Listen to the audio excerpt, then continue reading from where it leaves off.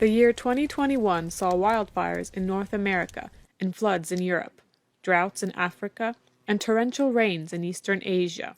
Many of these extremes were due to the effects of climate change, which most scientists agree is caused primarily by human activity. The United Nations Paris Agreement on Climate Change was drawn up to address these issues. The agreement was adopted in 2015 by 196 member countries, but some signatories had reservations. Turkey's carbon emissions are historically low, and the country's president believes that its financial responsibilities should be proportionate.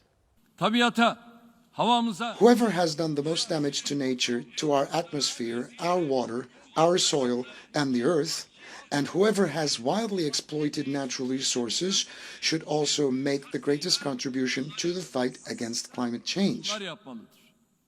Under the Paris Agreement, developed countries are responsible for providing the majority of the funds, as well as the necessary technology needed to fight climate change, to developing countries. The Turkish parliament finally ratified the agreement in October, noting, however, that it considers itself a developing country, contrary to the agreement's categorization of it. Ratification of the Paris Agreement has readied the country to take its place alongside other signatories in the fight against climate change.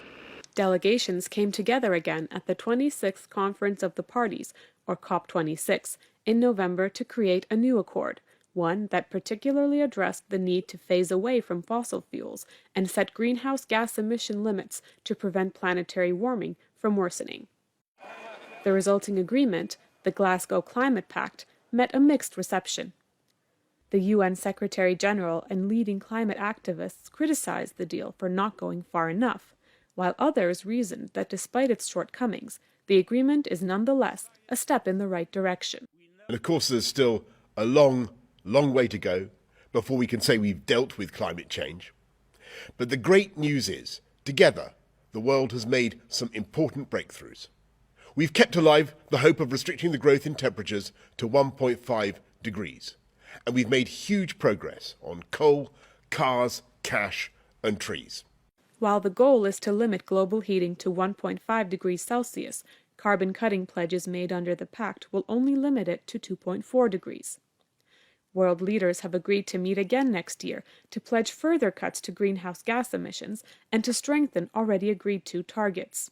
Climate advocates hope next year's action plan will go even further and that all signatories will fulfill their promises under the agreement. If they don't, it's likely we'll only see an increase in global heating and extreme weather events across the world.